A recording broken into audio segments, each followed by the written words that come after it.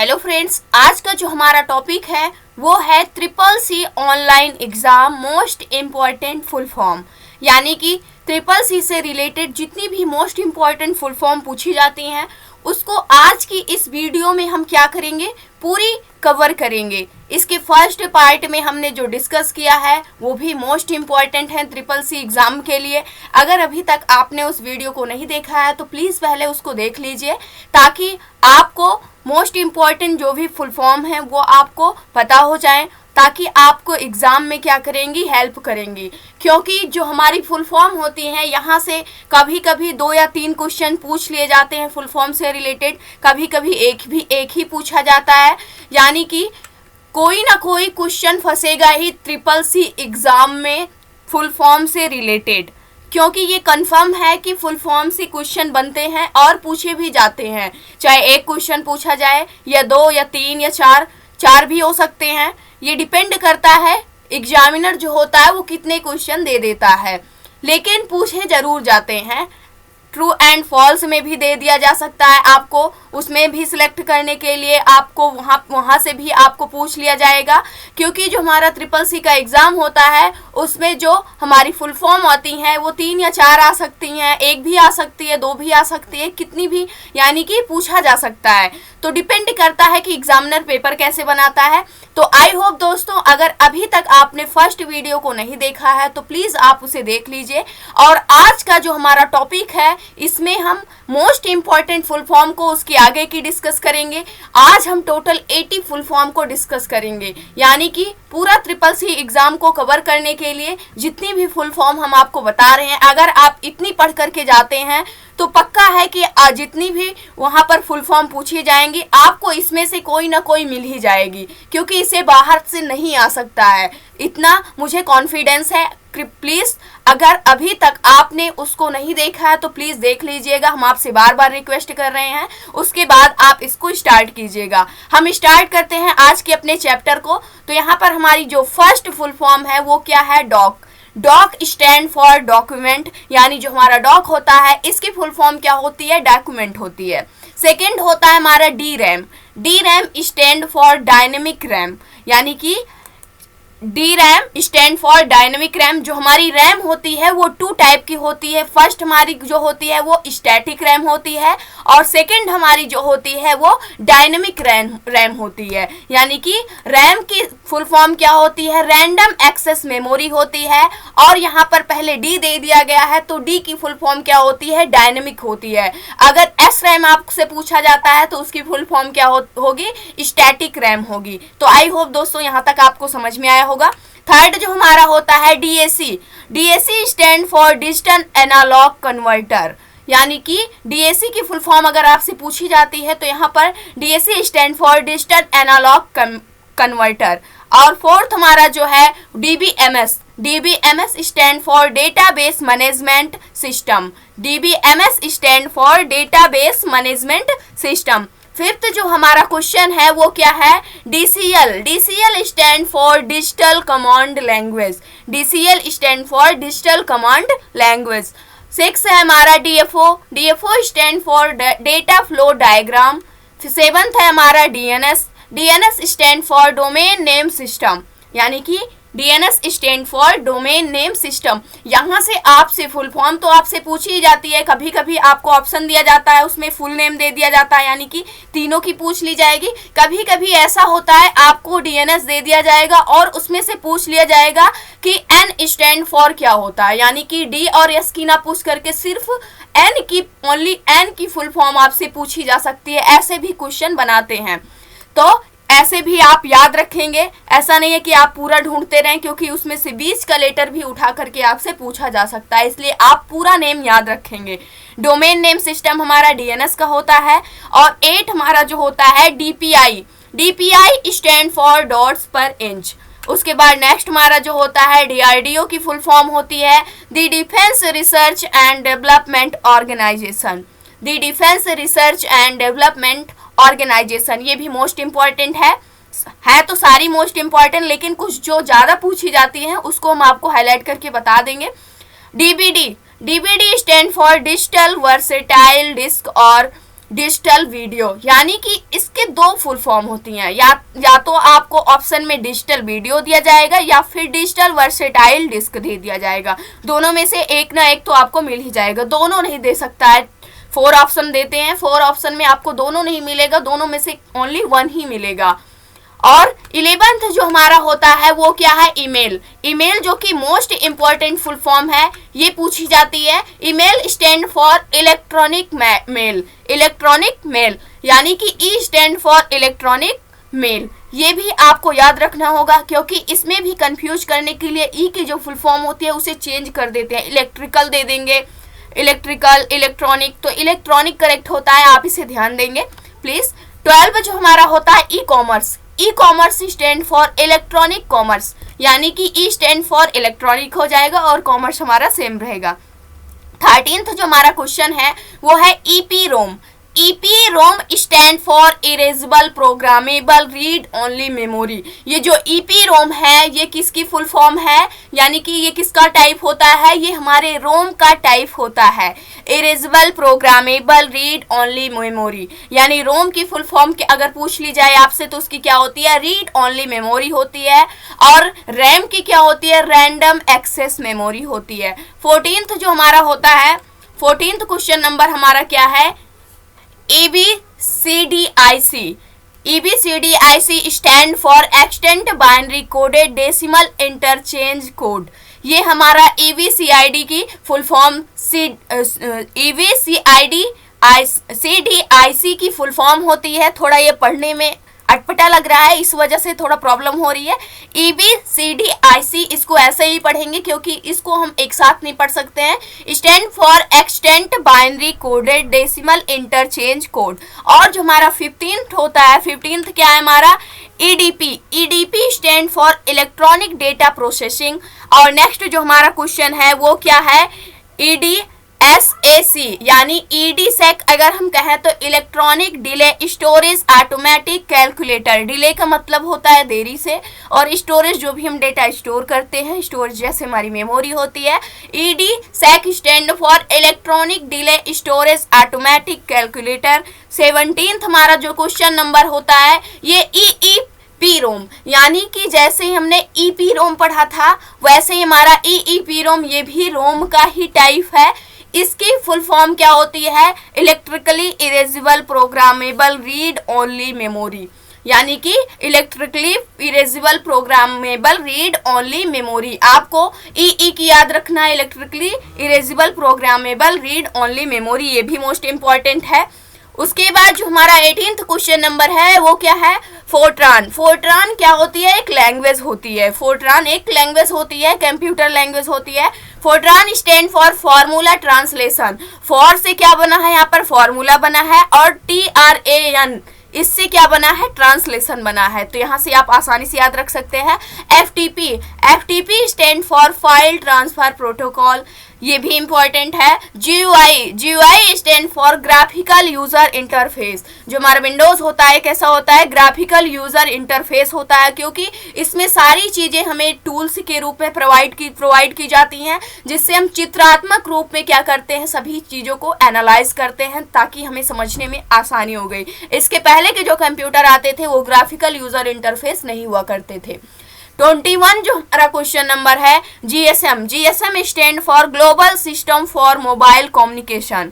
22 जो है हमारा GIF stand for graphic interchangeable format, graphic interchangeable format. और उसके बाद का जो हमारा है नेक्स्ट वो है 23 question number, GPRS stand for general packet radio service, general packet radio service.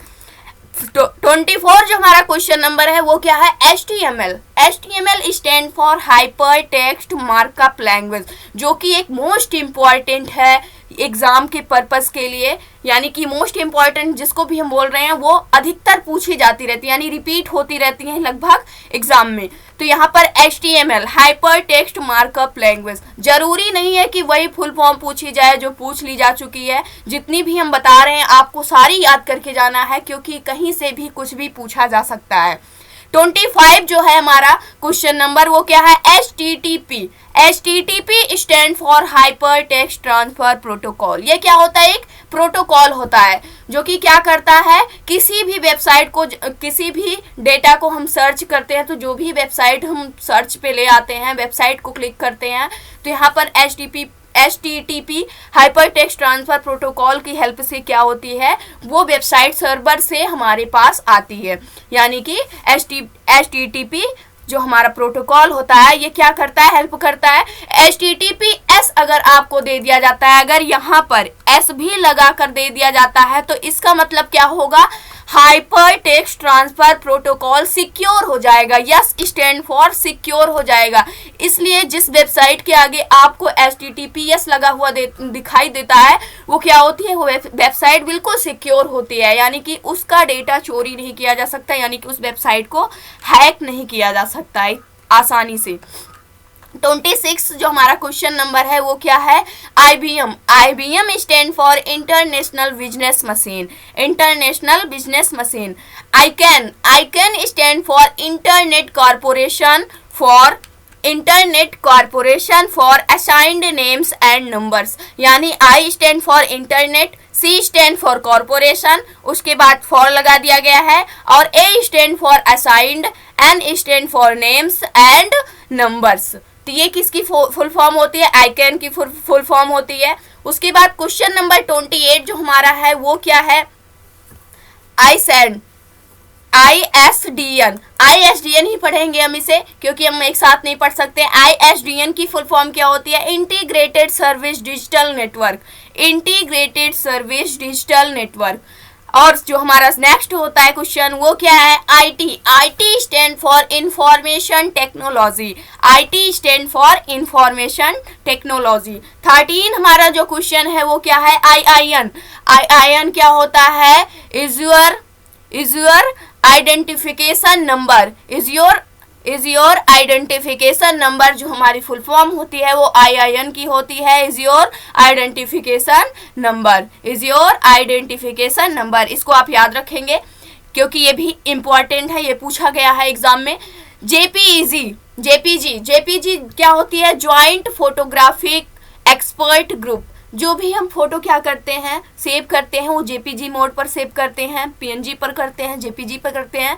तो JPG क्या होती है, ज्वाइंट फोटोग्राफिक एक्सपर्ट ग्रुप। ये भी क्वेश्चन पूछा जा चुका है, और भी सारे पूछे जा चुके हैं, जो हैं हम उसको बताते हुए चल रहे हैं। KBPS stand for kilobyte per second. KBPS stand for kilobyte per second.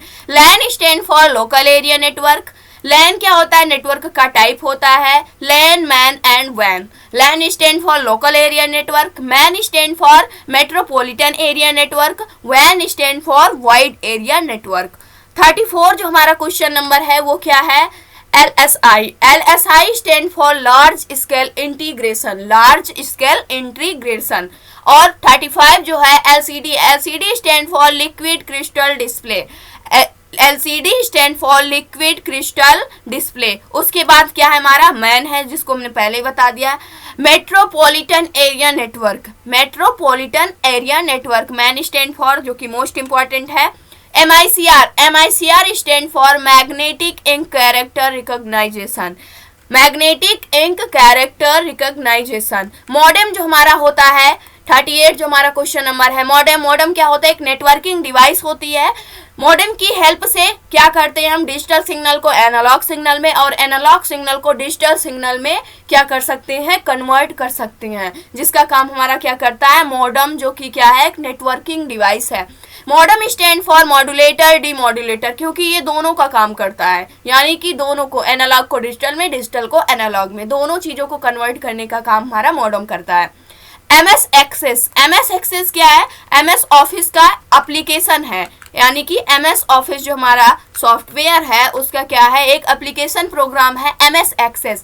MS stand for Microsoft. Simple सा आपको याद रखना है, MS stand for Microsoft Access. MS Access को बोलेंगे MMS, multimedia messaging service. MB stand for megabyte. MS DOS stand for Microsoft disk operation system, जो कि बिल्कुल सिंपल है। MS Excel stand for Microsoft Excel, ये सारे हमारे MS ऑफिस के प्रोग्राम हैं, ये तीनों यहाँ पर। MS Windows stand for Microsoft Windows. MS word stand for Microsoft word. MTNL stand for महानगर टेलीफोन निगम लिमिटेड, जो कि मोस्ट इंपॉर्टेंट क्वेश्चन है। जब मैंने भी CCC का एग्जाम दिया था तो वहां पर भी ये क्वेश्चन पूछा गया था। MTNL स्टैंड फॉर महानगर टेलीफोन निगम लिमिटेड। उसके बाद का जो हमारा 47 क्वेश्चन नंबर हमारा क्या है, NAL stand for national aerospace laboratories, यानी कि NAL stand for national aerospace laboratories. उसके बाद का जो हमारा नेक्स्ट क्वेश्चन है वो क्या है, 48 है हमारा, जो NUUP national unified USD platform, national unified USD platform. OCR का जो हमारा फुल फॉर्म होती है क्या होती है, ऑप्टिकल कैरेक्टर रिकॉग्नाइजेशन या फिर रीडर, यानी कि दोनों ऑप्शन यहाँ पर दे दिया जा सकता है आपको। रिकॉग्नाइजेशन भी आप याद रखेंगे, रीडर भी याद रखेंगे, क्योंकि R स्टैंड फॉर रिकॉग्नाइजेशन भी हो सकता है, रीडर भी हो सकता है, दोनों हो सकते हैं। OCR की फुल फॉर्म इंपॉर्टेंट है। OMR स्टैंड फॉर क्या होता है, optical mark reader. OS stand for operating system. उसके बाद PDL stand for program design language. उसके बाद PL1 stand for programming language 1 होगा यहाँ पर, यानी कि PL stand for programming language को ही हम कंप्यूटर लैंग्वेज भी बोलते हैं। उसके बाद का हमारा क्वेश्चन जो है क्या है, PNG stand for portable network graphics. PNG stand for portable network graphics. PDF stand for, इसको आप लगभग सभी लोग यूज करते होंगे, जो भी चीजें हम पढ़ा रहे हैं इसका PDF आपको टेलीग्राम पर मिल जाएगा। अगर आपको PDF डाउनलोड करना है तो आप प्लीज हमारे डिस्क्रिप्शन में टेलीग्राम की लिंक दी गई है, आप वहां से क्या करेंगे, वहां से जा करके आप PDF को क्या कर लेंगे, डाउनलोड कर लेंगे, टेलीग्राम पर ज्वाइन कर लेंगे। लर्न कंप्यूटर JSCTI नेम से है टेलीग्राम पर जो हमारा चैनल है, आप वहां से सर्च कर सकते हैं या फिर आप हमारे लिंक के जरिए पहुंच सकते हैं। PDF stand for portable document format. POP stand for point of purchase और POS stand for point of sales. Simple सा POP अगर दिया जाता है, पॉइंट ऑफ दोनों को होगा और P से परचेज हो जाएगा, S फॉर सेल हो जाएगा। PROM stand for programmable read only memory. हमने अभी तक आपको रोम के 2 टाइप्स पहले बता चुके हैं। रोम के 3 टाइप्स होते हैं, जैसे कि हमारा फर्स्ट होता है PROM, सेकेंड होता है EPROM और थर्ड होता है EEPROM। जैसे कि हमने यहाँ पर तीनों की लगभग फुल फॉर्म बता दी है, प्रोग्रामेबल रीड ओनली मेमोरी। उसके बाद नेक्स्ट हमारा जो है PSTN stand for public switched telephone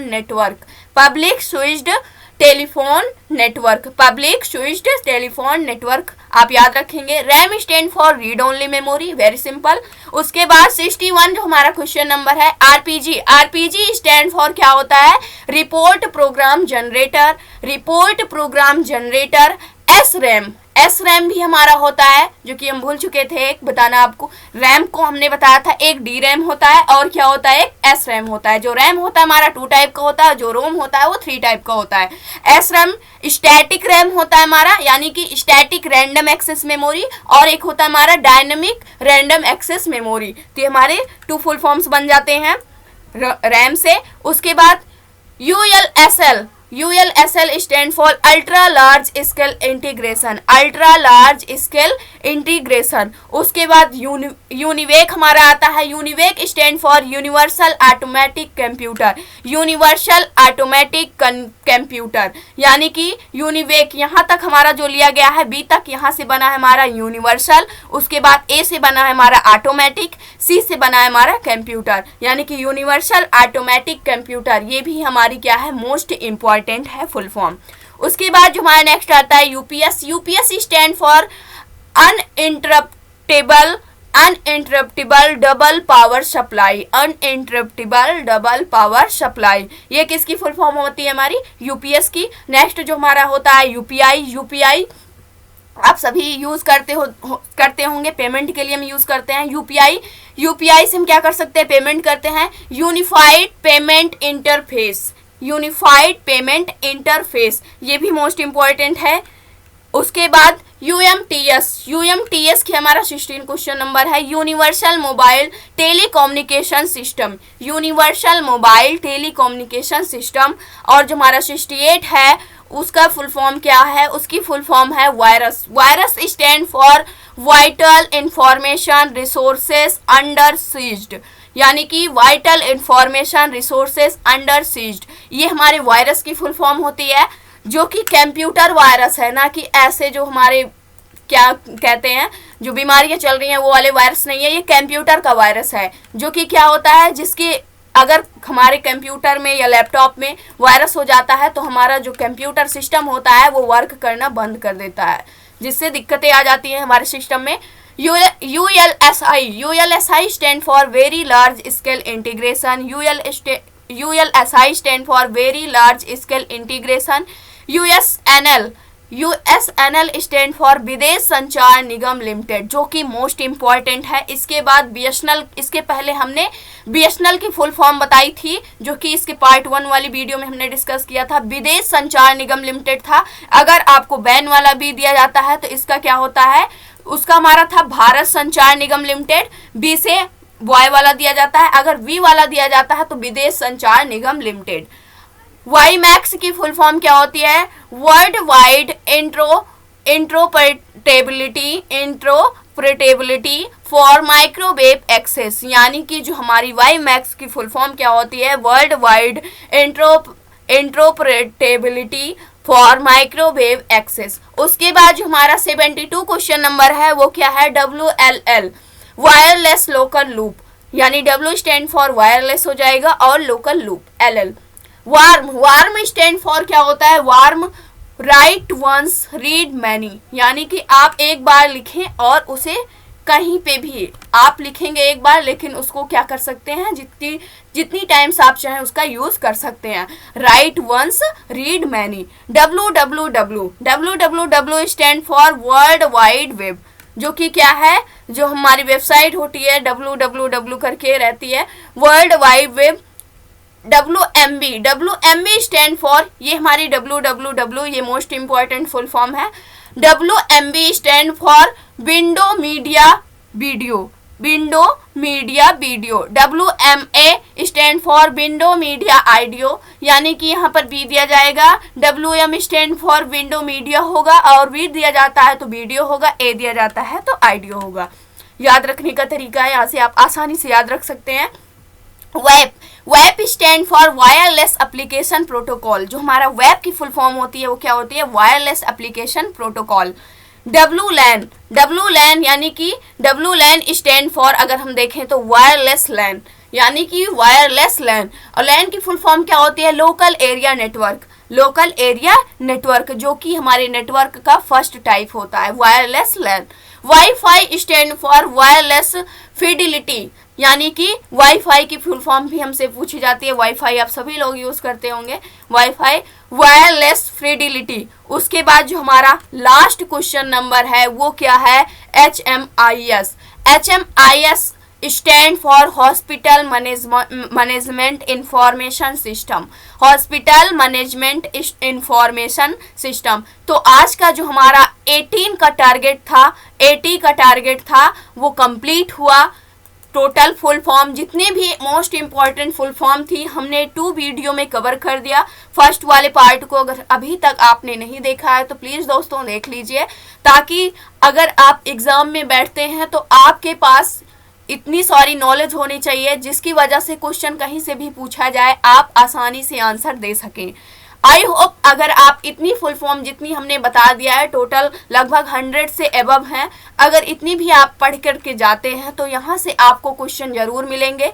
next video में हम क्या करेंगे, जितने भी हमारे इम्पॉर्टेंट सर्च इंजन हैं और वेब ब्राउज़र हैं उसके बारे में हम डिस्कस करेंगे। धीरे धीरे करके हम क्या कर रहे हैं, हम आपको जितने भी क्वेश्चंस पूछे जाते हैं SSC एग्ज़ाम में, यानी SSC एग्ज़ाम के पर्पज़ से पूछे जा चुके हैं, जो मोस्ट इम्पॉर्टेंट हैं, लिब्रे ऑफिस से जो क्वेश्चन आते हैं हम सभी आपको कवर करेंगे। तो आई होप दोस्तों अगर आज की इन्फॉर्मेशन आपको अच्छी लगी हो तो प्लीज़ रिक्वेस्ट है वीडियो को लाइक करना, शेयर करना और हमारे चैनल को सब्सक्राइब करना। और जो भी बच्चे एग्जाम दे करके आए प्लीज़ जो क्वेश्चन पूछे जाते हैं जो उनको याद रहते हैं तो प्लीज़ उसे कमेंट करके ज़रूर बताना, ताकि जो दूसरे बच्चे हैं जो एग्ज़ाम देने वाले हैं उनको उनसे हेल्प मिल सके। Thanks for watching this video.